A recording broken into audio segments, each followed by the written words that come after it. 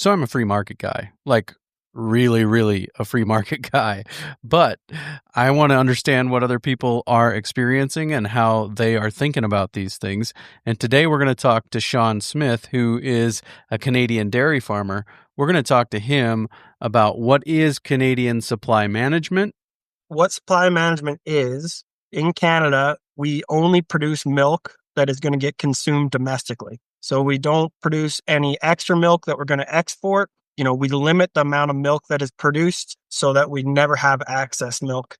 And the difference that it makes for small operations. It has allowed us to stay at a very family farm size. We do get a bigger piece of the pie. So it's making a very fair deal for dairy and poultry farmers. In the modern world where there's free trade seems to be the way, most people are going.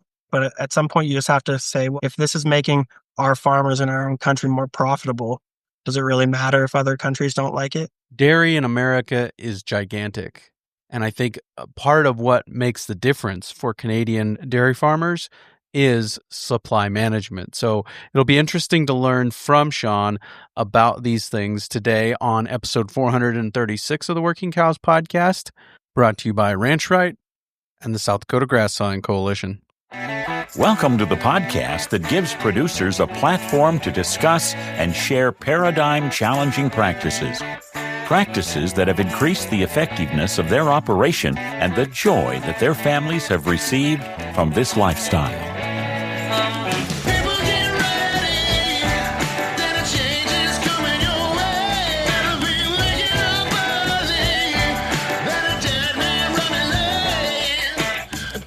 Hi, everybody. It's Clay Connery, host of the Working Cows podcast, recorded exclusively in the Understanding Ag Studios. Very excited to be joined today by Sean Smith. Sean is a dairy farmer in Manitoba, Canada, and we're going to talk to him today about how Canadian supply management affects his business. What is Canadian supply management? And then also about how the tariffs are affecting him as a dairy producer in Canada. How are American tariffs affecting him as a dairy producer in Canada? We're also going to talk to him about how the Canadian supply management systems open up some options for him as a dairy producer that wouldn't be open to him maybe if the only option he had for being profitable was to continue to scale larger and larger. So looking forward to sharing this conversation with Sean with you right after a word from our sponsor today, Ranch Right. We've all been there. You've watched the YouTube videos, you've read all the books you can find, and you've listened to some compelling episodes of various podcasts. You're in. Grazing is going to save the ranch. And while that might be true, there tends to always be a bigger problem. A bad gross margin, even with increased turnover, is still a bad gross margin. And with a bad gross margin, if you increase turnover, all you're going to do is go broke faster. Don't be a grazing zealot. Focus on profitability. After all, it's possible to outbusiness a bad grazing plan, but you will always struggle to outgraze a bad business plan. Bad business is just bad business, plain and simple. Don't get stuck there. Ranch Right has a team of financial experts who help you focus on profitability and ranching right. Use their actionable financials so you can create generational wealth and become a profitability zealot rather than a grazing zealot. If you are ready to see the power of good business and profitability, head over to ranchrightllc.com to book your free consultation now. Ranch Right. Sean, thanks for joining me today on the Working Cows podcast. Well, thanks for inviting me. I'm looking forward to the conversation. Obviously, as of this recording, lots of discussion. We're actually recording on St. Patrick's Day, so happy St. Patrick's Day. Lots of discussion about tariffs and especially between Canada and the U.S. and the USMCA and all these things that go into that. So kind of give us a little bit of your context and what you are doing there and where you're at and how this affects you. Yeah, so I'm a dairy farmer from Manitoba. We farm 560 acres and milk 60 purebred jerseys, so we're a fairly small farm. And we're a third generation dairy and a century farm, so been doing this a while. And yeah, as far as these tariffs and the discussion around tariffs right now, we haven't, honestly, I haven't felt too much yet. I think for us, for the most part, it's actually just going to be like buying things. I just ordered some new parts for our disc drill, and I feel like that might be the first time I get to really feel the effects of the current back and forth tariffs. But yeah, as you said, there's lots of discussion right now. And so I figured I would just offer myself up to maybe give a Canadian perspective and a dairy farmer specific because of our unique supply management system that we have here in Canada. Yeah. No, I appreciate that. So kind of talk to me about what has been the norm. How has it worked up to this most recent conflict, I guess? So supply management has been in for, I don't know the exact date, but it's got to be over 40 years now. Um, and so what supply management is in Canada, we only produce milk that is going to get consumed domestically. So we don't produce any extra milk that we're going to export. And, we limit the amount of milk that is produced so that we never have excess milk. And what this does is it ensures a steady price for us as dairy farmers because we're matching the supply with the demand. So therefore, we just aren't seeing those price fluctuations as demand. Whether if you're using exports, it can go up and down. And so that's a system that we've been using now for like I said, close to 40 years. And in the past, I'd say, trying to think when the first Pacific Free Trade Agreement was. That was about 10 or 11 years ago. Was the first free trade agreement where Canada has given up a little bit of our market access. So you basically said that this is kind of the first time in about 40 years that this has been kind of a meaningful impact. Is that what you're saying? Yeah, this is the first time. I think there's 3 or 4 trade agreements now that Canada has given up some of their market access. So before they were pretty, steadfast that they were not going to give up any market access, tariff free, that is, I should say. But as, world economies have kind of kept moving to more of a free trade style, and Europe had similar systems, but they got rid of all of them. So we were kind of like the last country that had a system like this, and other countries do not like it when they're negotiating free trade agreements. And so yeah, I think we're at 18% now that is tariff free access to our dairy market with various different countries holding different percentages. Sure. Do you have a feeling of what's better for the producer? Yeah. So as far as for us, we really like the supply management system because our milk price is like I said, it's much more steady. We don't have the same ups and downs. And maybe I should go into how they pick the milk price because since we're all selling our milk to a milk pool, we don't have like individual co-ops that are coming and buying our milk or anything like that. We all sell it into our provincial milk pool. And so that the price we get is set by the Canadian Dairy Commission, which is a third party that every year does surveys of roughly 10% of dairy farmers in Canada. And then they will do a cost of production survey with you. So they'll like come in and basically go through your whole books for the whole year. And they do a cost of production. And then they set that milk price for the following year based on the average cost of production. And so basically, if you are a farm that has lower than average cost of production, you're going to be more profitable. If you're a farm with higher than average cost of production, you're going to be less profitable. But it's a third party that goes and does the average. And then basically processors, they are regulated to buy milk at at that certain price. They can't try to undercut and um, go underneath that price. It's all regulated that they have to buy at that certain price. And it even goes so far as once you get to selling the milk in the grocery store, there are caps on how much you can charge, like a processor and a retailer can charge in the grocery store. And that's for consumer protection. So actually, Walmart just got caught selling 2% milk for higher than they legally were allowed to. So, Huh. so it does get regulated, and that's just for consumer protection.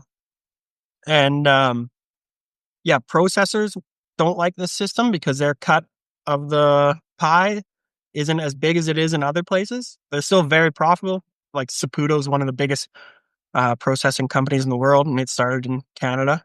But dairy farmers get a very large chunk of the pie compared to most other agriculture industries, where we know that farmers are getting a small chunk and everyone else down the line is getting a big chunk type thing. Yeah, for sure. Well, I think there's a lot of people that can identify with that. I think that, and has this system been working for a long time? Because I think my perspective, I would expect price controls to be a difficult thing for the market to, figure out. Yeah, no, it's been working. Um, like I guess lots of people make the argument that if we had an open market without price controls, that consumers would be paying less for their product in the store. But usually, when they factor in um, government subsidies, which in Canada we get zero government subsidies, dairy farmers, and same with this covers poultry products as well. Um, but when you factor in government subsidies, usually it's about the exact same price you're paying as a consumer. It's just paying it in through your taxes or at the grocery store, which when you have it in the supply management system, when you're paying it at the grocery store, a bigger chunk of that money is going to the farmers. Yeah. Yep. No, I appreciate it. I appreciate that it's working well, especially for you. And some of those things, it's just a challenge to my own paradigm. So, always willing to entertain those as they come up. So, what do you think kind of this means for the boots on the ground dairy farmer, especially like yourself? Talk to me a little bit about like what you're doing there, how maybe how your operation is set apart from others, and kind of the opportunity that makes for you. Well, yeah, the biggest thing would just be that it has allowed us to um, stay at a very family farm size. We do have one full-time employee, but otherwise it's my dad and I. And we're able to stay at this size and operate. And we haven't, there still is you still feel some pressures to expand because, um, there's still are factors that are making margins tight. So you want to, there still is that bit of a pressure to expand, and certainly the average size of Canadian farms is going up in for how many head. But for the most part, our average size is much, much lower than the United States. And we don't have as many 5,000 plus dairy farms. There's maybe some that are 2,000 plus, but there's those are pretty rare as well. And so it's made it so that we can stay at a family farm size, and which gives us, I think for us, we have the farming mindset of that we want to look after the land, and we want to do lots of regenerative practices and stuff like that. And having a stable milk price and a fair milk price makes it a lot easier to try to do some of these things and maybe take some risks or Yeah, I mean, I guess we can get into that a little bit later in terms of like why I think like this matches with Regen Ag and has opportunities there. But yeah, it's definitely made it so that we've been able to stay a size that, my dad and I can operate this farm with a little bit of help in it, and it's very nice that way. Yeah, for sure. And yeah, I'd love to get into that in a minute. But a couple other things on this front. Um, is there limited upside then for some of the more niche market strategies like grass finished milk or grass fed milk or any of those kinds of things? Does that do some of those caps on what the retailers can charge limit your ability to do some of those things? Those things would be called a specialty milk, and so they have separate type of regulations. And so I think if you're above 4% butter fat in your milk, you're considered a specialty milk, and then organic and A2 milk and grass fed would all be considered specialty milks too. And so I think once you get into that specialty milk range, you actually have more leeway to set your own price at the retail if you were the processor or processing your own milk. So it doesn't really affect that. Like there's those markets are mainly in Ontario and BC where there's higher density of dairy farms, and therefore like it's easier for the processors to find enough milk um to like run that market. We ourselves have looked into some of those things, but we're kind of away from the main dairy area of even Manitoba. So just truck getting our milk to a processor is a limiting factor, but I think that'd be a limiting factor, regardless of supply management or not, just because of where we're located. Right. Yeah. When you talk about the size of the dairies there, yeah, I toured a 900 cow dairy a while back, and there at this point in American agriculture, a 900 cow dairy is considered a small dairy. Yeah, no, it's pretty crazy. I haven't been to any huge ones, but I've been to, yeah, a couple that are over 1,000 cows, and I couldn't imagine going to some of those ones like in Texas that are 10,000 cows or more, 20,000 like that. That just is mind boggling to me. Yep. Yeah. And so how are these tariffs then? Are they going to have an impact there? Are the tariffs trying to do away with the supply management system? Is that what is happening then? So as far as tariffs on dairy, before Canada gave up any of its market access, everything that came into Canada was tariffed at like 200%. And so mainly it was like only like really specialty cheeses from Europe that were like the only thing that people would pay that much for. But like I said, we've been giving up um, percentage of our market access in these trade agreements. And so at the last Kuzma or whatever you want to call it, the last free trade agreement between Canada and the US got 3.9% of our market access tariff free. And so as of right now, the US actually hasn't filled that 3.9 yet. So any milk that's coming into Canada at the moment is tariff free. So it's not affecting these tariffs, like any counter tariffs that Canada has put on. Like I don't think they put on actually counter tariffs on the free market access. So if you're hearing that Canada's like tariffing at 200%, that's only above what was already negotiated in that Only free above the trade. 3.9% that the Yeah, USMCA had negotiated. exactly. So US actually isn't getting any tariffs because they're not filling that 3.9 at the moment. And then Canada sends a little bit of milk to the US now. That was part of the deal. And so it's only like 1% of our annual production. And so even if that gets tariffed, it's probably not going to be felt that hard, to be honest, I don't think. Hmm. Yeah. Yeah, interesting. And like you said, the US hasn't even filled the 3.9% that they could do. So, Yeah. yeah. Yeah. Very interesting. Okay, yeah. So let's transition and talk about kind of the regen ag side of this and what that what opportunities that opens up for you. And, my own ignorance would tell me that regenerative dairying is one of the harder nuts to crack. So help me understand how you are going about that. Yeah, it definitely has its unique challenges for the context. Um, Probably the biggest one is that we calve year round.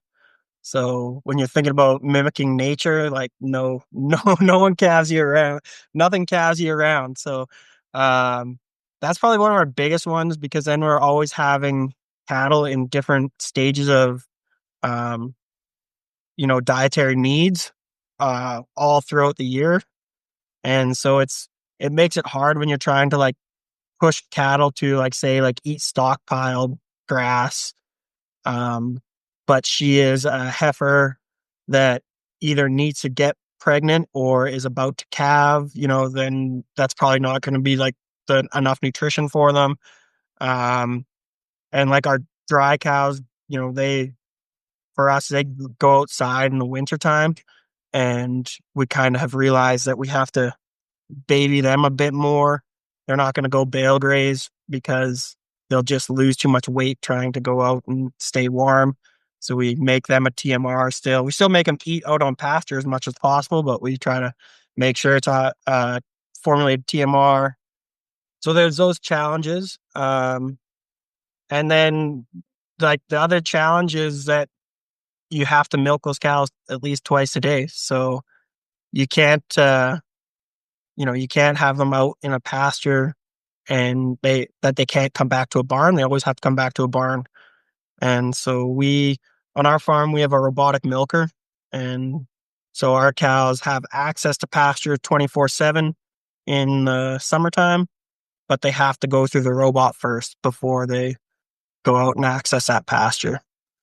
And so that's one thing that, we've been able to make work, but we still aren't getting 100% of their diet from pasture. It's usually between 40 and 60% of their diets from pasture. And we still have to feed a little bit in the barn so that they're in there to go through the robot twice a day.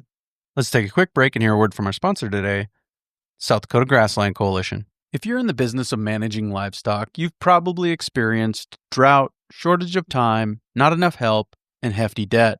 But facing one or even all of these challenges doesn't have to leave you worrying about how you'll make it through another year. Learn how to increase stocking rates, extend your grazing season, increase plant diversity, retain moisture in your soil, spend less time and money on weed control, and much more at one of South Dakota Grassland Coalition's grazing schools.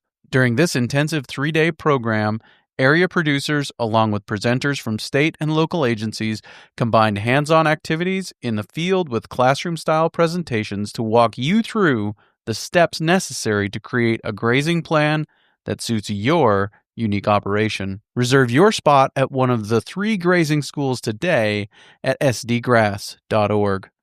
How are you making the TMR? How are you putting up those crops and some of those things? Pretty much all of our crops are multi-species mixes, whether that's perennials, about 50% perennials, 50% annuals. So our perennials are usually a pretty diverse mix of legumes with a little bit of grass, and then usually like plantain or some kind of bulb like that. And then our annuals are usually like a cereal like oats or barley mixed with peas, turnips, kale, ryegrass, clovers, and we pretty much do all silage. We do a little bit of dry hay, but mainly all silage, whether it's silage bales or chopped silage pile. Sure. And then are you taking multiple cuttings off of that, kind of chopping it at its peak protein content? Yeah. With our perennials, we'll do 2 or 3 cuts a year. With our annuals, we'll do it depends on what we're growing the annuals for, whether it's for high digestibility or we're letting it go for starch. But if it's high digestibility, we are cutting it fairly early and we can usually get a second cut off it. If it's for starch and we want the grain to fill a little bit, we'll cut it later and then just graze the regrowth. of, of those plants. Sure. And what do you think is the key to making that system regenerative? What do you think are some of the things that help that actually continue to improve soil? I mean, I guess just trying to follow those 6 soil health principles. You know, we do pretty much all zero till with a disc drill. We might do some experimental tillage though this coming spring, just because of we're a little bit worried about how we're going to do weed control in the future if we keep using the same chemicals as for weed control. So we might do a little bit of experimental tillage, but yeah, we try to do zero till, as much diversity as we can that makes sense. We try to get pretty much every acre grazed at least every second year. Mm. Um, and then in the summertime, we do some pretty intensive rotational grazing or amp grazing with both our milk cows and our young stock. Yeah. So how are you deciding where they're going to go for their grazing on a given day? Are they on some of the fields that are planted to, these mixes and some of that? Yep. Our milk cows, they have about, I don't know, 14 paddocks that are right close to the barn on the home quarter. And so they're all between 5 and 10 acres. And so most of those are in perennials, and then we'll have 2 or 3 planted in annuals. And so usually at the beginning of the year, we're mainly just grazing perennials, trying to graze it in a vegetative state, move over it really quickly. And then by kind of mid-July, we will have gone over our perennials twice. And usually that's when we start getting drier weather. And so the perennials start slowing down and need a bit longer of a rest period. And that's when we start moving into our annuals and put them into the rotation as well. And we'll graze those annuals 3 or 4 times. Yeah. That's a great system. Yeah. Yeah, go ahead. No, I was just gonna say we love it. I mean, it's too bad that we live so far north and it only lasts for 4.5 to 5 months because it's the funnest time of year. So Yeah. But you're milking year round, right? You said you're calving year round, you're milking year round, and you're feeding TMR up to 60% during the summer. Is that right? yeah, like usually like when our pastures are in really good shape, depending on just rain and stuff, we can usually get 60% of the cow's dry matter intake from pasture. So then it'd be 40% TMR. But it can also go the opposite way. If it's really dry and we don't have very good pastures, they might only get 20% from pastures and 80% from TMR. Yep. And then during the winter, the TMR is 100% of the diet, and that's 8 months out of the year, essentially, for you. Yeah, pretty much. Like 7.5, 7 to 8 months, depending on how late our fall goes. And what percentage of that are they eating in the barn? Pretty much all of it. We have done a little bit of like in the fall feeding TMR out in the field and letting the cows go out at night and just eat out of like bale feeders that we just put TMR on the ground and put bale feeders around them. It works really good. I mean, it's a great way to put manure on your pastures. Like it's awesome. But the only problem is they like it too much and they go outside and they stay out the whole night. And then you have to go bring them in the morning. And then since we have a robotic milker, we can only milk 1 cow at a time. And so then all of a sudden there's 30 cows that all need to get milked right now. And it kind of screws that up a little bit. Sure. Yep. And one cow is getting milked at a time, and they're all getting milked twice a day. Is that right? Yeah, roughly. In the Yeah. winter, it's closer to 3 times. But They're getting milked 3 times a day in the winter? yeah. I see. And that's because you're more consistent on the nutrition side? Are they're producing more in the winter on a TMR? Yeah, they usually are producing a little bit more, but it's mainly just that they're locked in the barn. So they get a little bit of grain when they go through the robot. So they're just close by. Whereas in the summer, same thing as they just like it too much outside.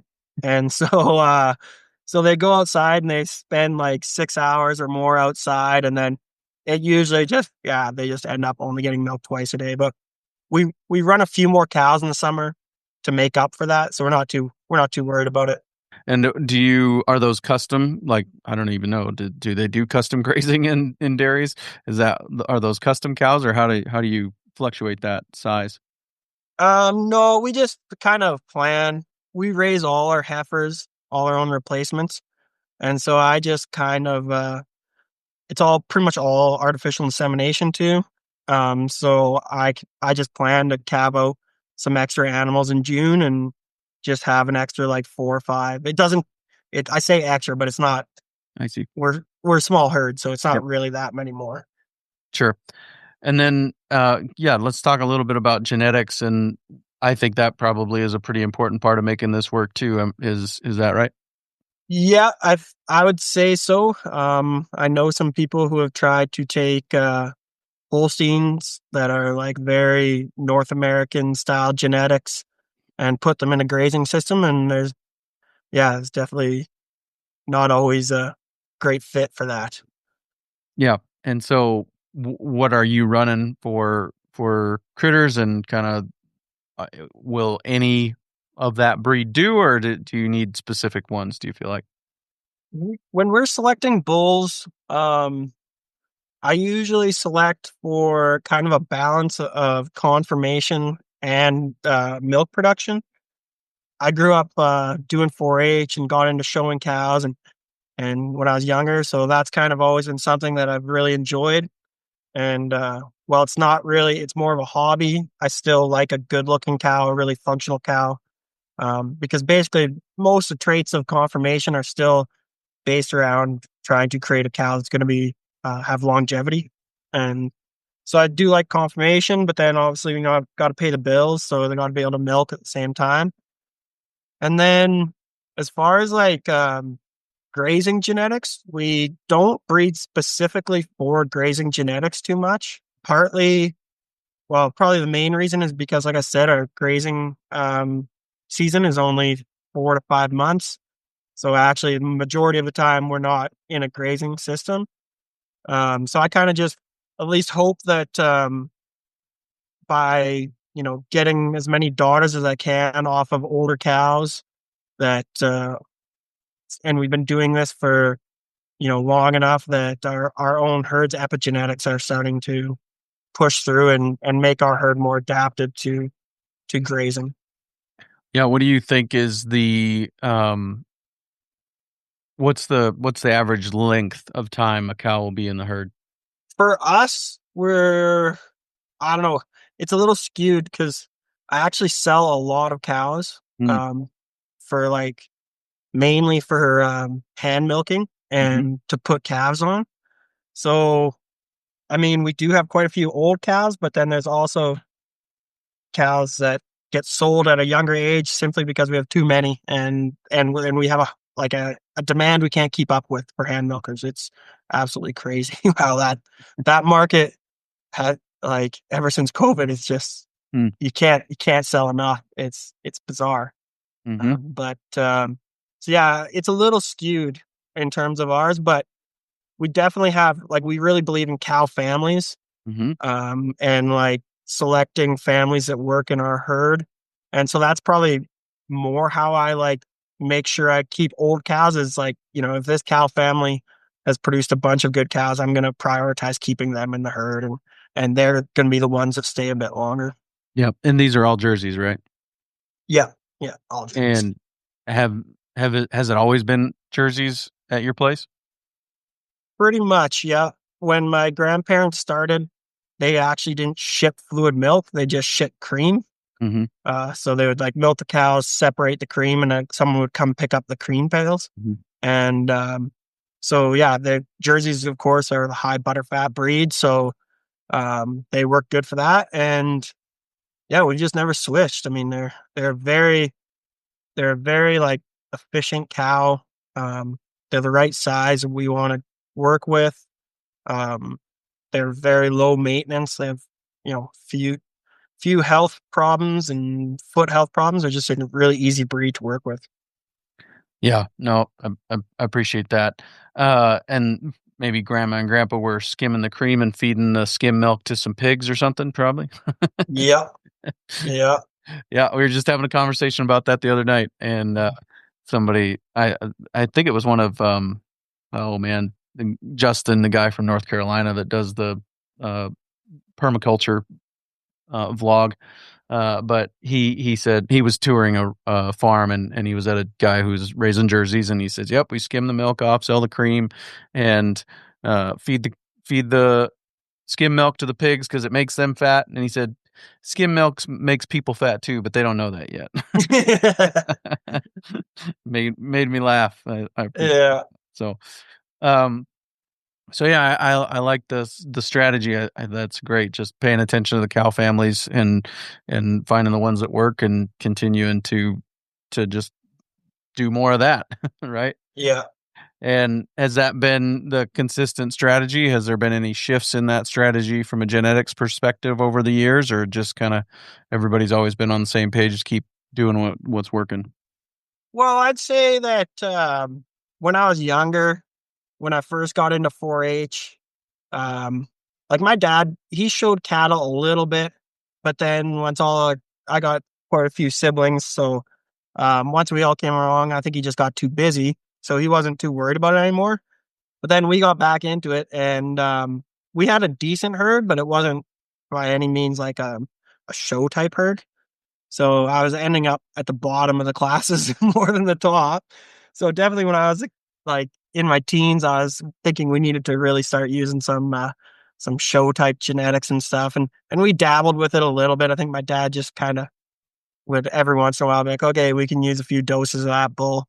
Um, but yeah, I mean, reality hit once those cows calved in and didn't milk very much. They just kind of looked pretty. And so so yeah, and to be honest, like where we are located, even if I wanted to really focus on show genetics, it just wouldn't be possible to make a living doing that because there's just no shows. Like I have to go to Alberta to show cows or to Minnesota or Toronto. So I still enjoy doing it, and we usually go to one or two shows a year, but it's kind of just a little hobby. Yeah, yeah, yeah. So, kind of bringing this all full circle, the supply management also, I think, presents an opportunity for people in Canada who want to do dairying at, with a regenerative mindset, because generally regenerative mindset is less dependent on inputs, more dependent on just letting the soil health process do its thing and continue to increase, efficiency and production over time, right? I think there's tons of opportunity for sure. It's the education that is still like such a huge challenge. I mean, but I guess we can talk about the opportunity first and like how I see it as an opportunity. Like I was talking about before, with the dairy, your cows have to come back to a barn to get milked. I mean, there is some outdoor parlors out there.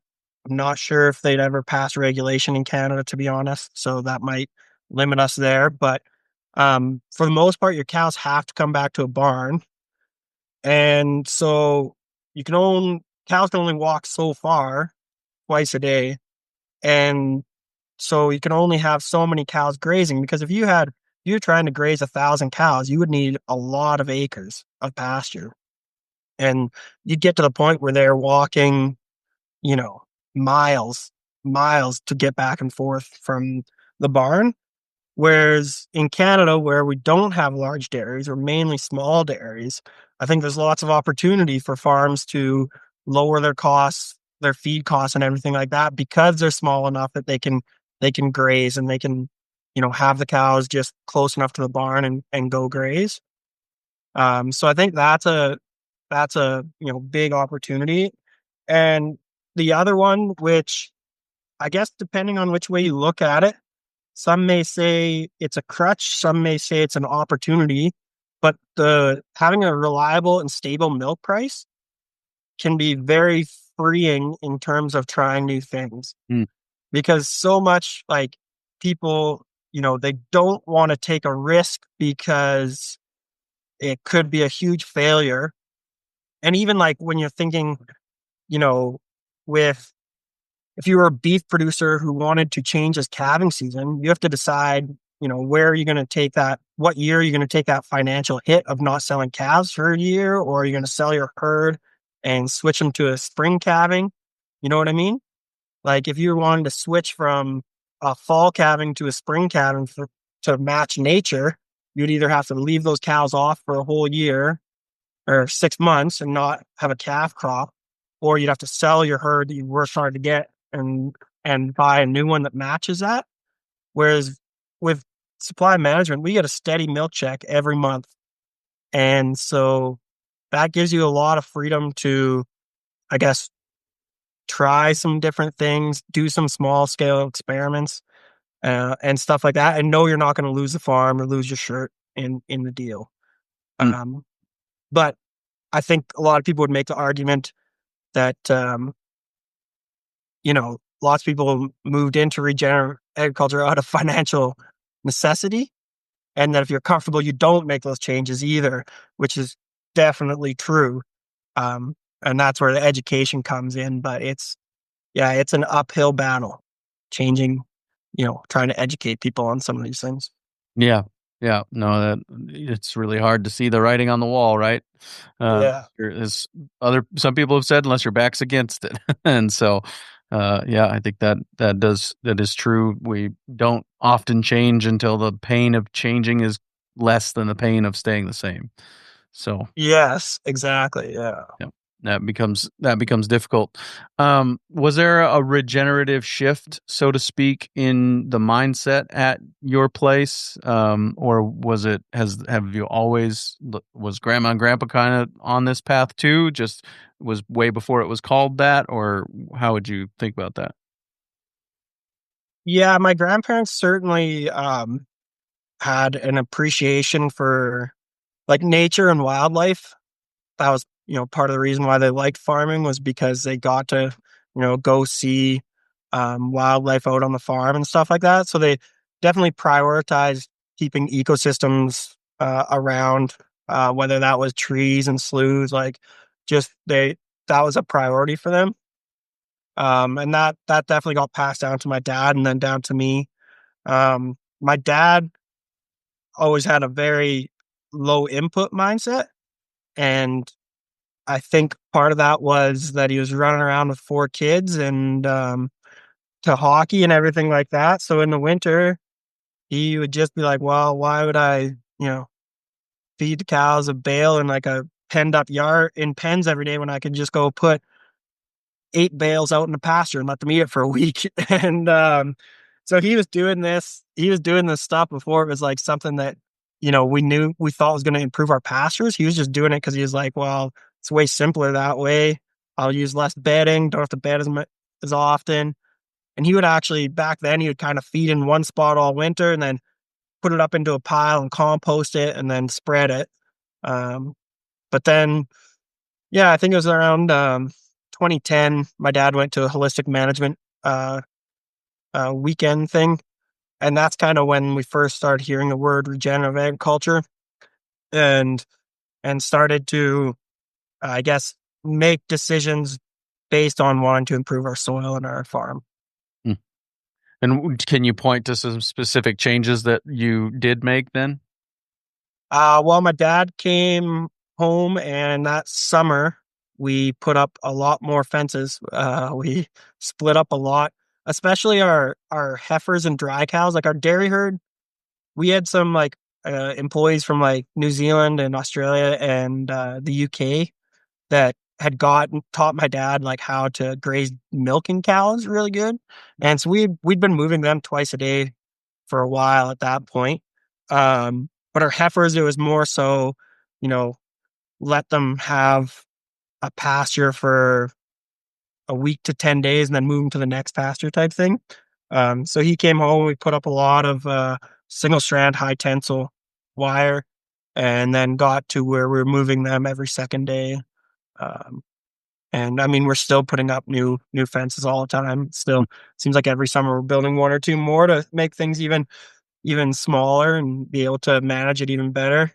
So that was probably like the most like immediate thing. And then we had already grown barley with Italian rye and clover the year before my dad went to this holistic management conference. But when he was there, he heard people talking about growing peas and turnips, and so that was kind of like when we started really experimenting with multi-species annuals too. Yeah.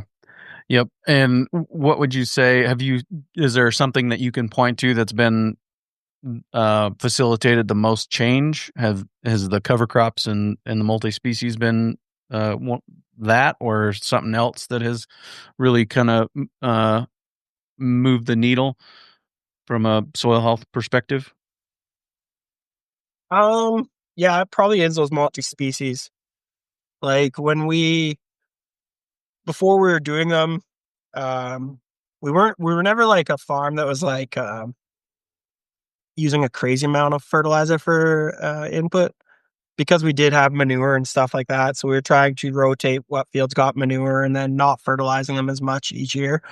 But once we got into these multi-species and our zero-till drill and stuff like that, that's kind of where we really saw our forage fields really kind of take off. And, we've got to the point where we don't have to use any fertilizer now, haven't for 7 years at this point. And so that was probably the biggest thing, and probably the thing that, I would probably encourage other dairy farmers to do is these multi-species crops. Yeah. Talk to me a little bit more about the experimental tillage. What scale is this experiment going to take place at? It's undecided. Depends who you ask, me or my dad. Um, yeah, so the idea is that when we're growing these multi-species crops, we're limiting like kind of what herbicides we can use because we have so many different species in there. So we're kind of relying a lot on glyphosate and maybe one or two additives to it for like spring preceding burn-offs, or fall if we're trying to get a really good kill of dandelions, we'll do it in the fall. And we're not a big fan of that. We prefer if we didn't have to do that.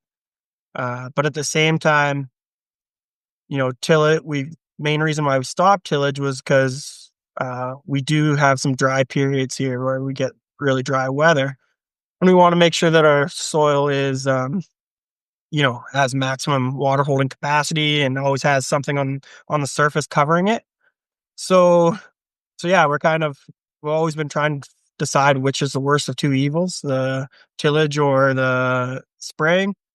And yeah, we kind of, I don't know, we haven't tilled for probably like 7 years, and we kind of just decided, well, for one, I've heard a little bit more research about like how, if you till once and then reseed it to a really diverse mix and maybe add some compost extract as an inoculant, you can get a pretty uh, biologically active soil right away again, and it's not as big of a hit as maybe people thought it was. So that gave me a little confidence to try it, and we'll see. We'll probably only do like maybe 40 acres this year and just see. And we got a couple of pastures that are side by side that we're gonna see which one works better, the spraying or the tillage. So. Mm-hmm. Interesting. And the weeds are a non-negotiable, right? Like can't have that at all. Is there a reason for that, or? We just noticed, especially with these multi-species annuals, if you don't have good weed control, you just don't get much yield and tonnage. Um, and yeah, so I mean, ideally, it'd be awesome to go the whole farm perennials and manage it in a way that you never even have to reseed them. I mean, and actually I'm trying to do experiments with that too. I'm trying to I have a couple of our dairy paddocks that I'm gonna see how long I can go and deferred grazing and stuff like that to try to rejuvenate these pastures. Maybe even just direct seed into them to see if that is an option in the future. Is just we have all perennials, but you just manage them in a way that it's you can do that. But yeah, right now it's it's hard to do these annuals without good weed control. They just don't do as good. Yeah, because the weeds are sucking up all the moisture. They're out competing. Yeah, and they just come up so quick. Like, Right. it's like Yep. weeds have had however many years to adapt to every condition imaginable. Like a good example is 2 years ago, we decided we were going to grow oats and peas together and combine it, and then uh, mill it and feed it to our cows was our big plan. And so we seeded it, and it just did not rain for like 6 weeks. We got no rain, but it didn't matter to the weeds. They did fine. Like they came up and like they were just out there like crazy. But our spraying options weren't very good for in crop spraying, so we kind of just had to leave it, and we ended up with a below average yield on the grain crop and lots of weed seeds in the grain crop and yeah, it was just a very, you know, very stark reminder that especially if you're trying to go no fertilizer, it's like it makes it difficult because if you don't have moisture, that biology is not going to be able to deliver the nutrients to your crop either.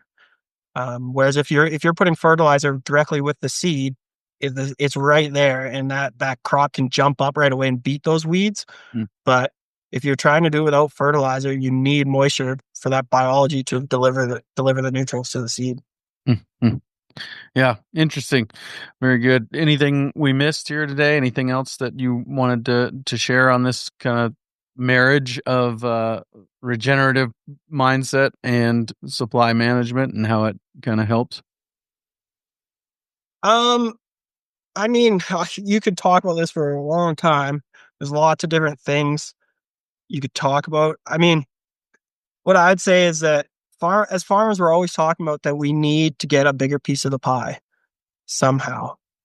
Um, but at the same time, most farmers are not fans of any type of regulation or government having too much control or whatever.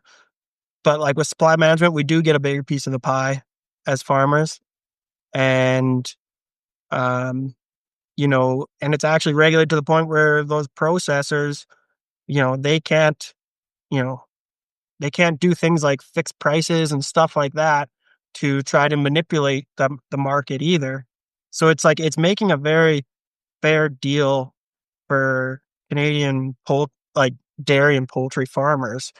And in the modern world where there's free trade is kind of seems to be the way most people are going, or they have been at least for the last 30 years.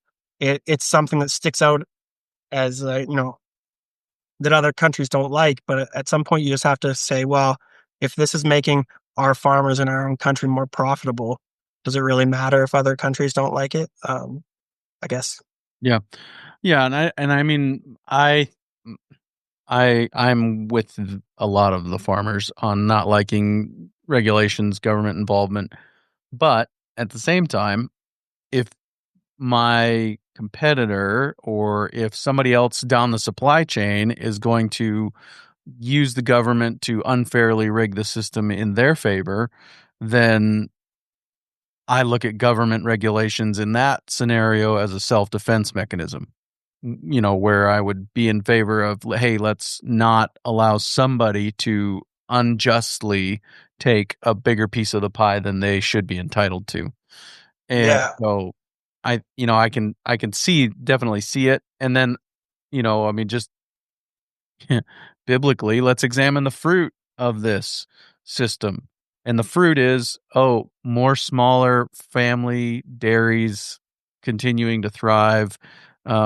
It's a system that sets us up to be able to make that regenerative shift easier when we're talking about dairies where you don't have to walk miles back to to the milking parlor, there's more opportunity to make a better, less fragile, more decentralized, more regenerative food system when we make this. And so maybe there isn't an incentive, and then somebody else can email me and say, hey, that's not how this works. And we'll, you can educate me as well. But I don't know why the centralization has happened in American dairies. I don't think they're vertically integrated necessarily, like a lot of the rest of the American food system is. But certainly there is massive centralization in the American dairy system, and so where we have a system just across the border where are arguably a tougher climate and an environment to work in, where they're actually succeeding in keeping these smaller dairies around and having a system that could be more easily transitioned to a regenerative system, then I would find it hard to say, well, we can't even entertain that as an option, because I think there's a lot of good fruit that you have shared with us today. Yeah. And another thing that kind of, it's not dairy, it's has to do with the eggs, but when you're talking about food security, it's like, would you rather have, farms where there are these, whether it's dairy or chickens, like a massive flock of chickens that they have to cull because of a disease comes in? Or would you rather have a bunch of small farms that if they get a disease and they have to call them, it doesn't affect your whole market? Because right now, like what we're seeing in the US with egg prices, would that be different if, rather than these huge farms where they're calling hundreds of thousands of birds at once, they were just calling, 10,000 or whatever? Would it have the same effects on your food security and your supply chain, and your price for the consumers then too? Like a lot of it, like food security and food sovereignty, I think supply management fits in with those two things too. Yep. Yeah, absolutely. I appreciate that. Well, Sean, very good. I appreciate your time today. Thanks for joining me. Well, thank you, Clay. I appreciate you having me on. Very good stuff there. Really appreciate Sean and his perspective. He has a unique perspective from my own, and one that I am really thankful to have the opportunity to understand a little bit better. Coming up next on the Working Cows podcast, looking forward to sharing a conversation that I had with Taylor Moyer. Good to welcome him back to the podcast after a long time since I had him on the first time. And we're going to talk to him about how the difference that agritourism has made on his operation and his partnership with Land Trust to get the word out about the availability of his ranch to come, and some of the maybe out of the box ways that it has started to be used. So really excited to share this conversation with you, coming your way real soon on another episode of the Working Cows podcast. We'll see you then. We invite you to visit workingcows.net to subscribe to the show via iTunes or Stitcher. You'll also find detailed show notes pages, resources from our guests, and the industry leaders who have influenced them. For more ideas on putting your cows to work for you in a more profitable way, tune in next week.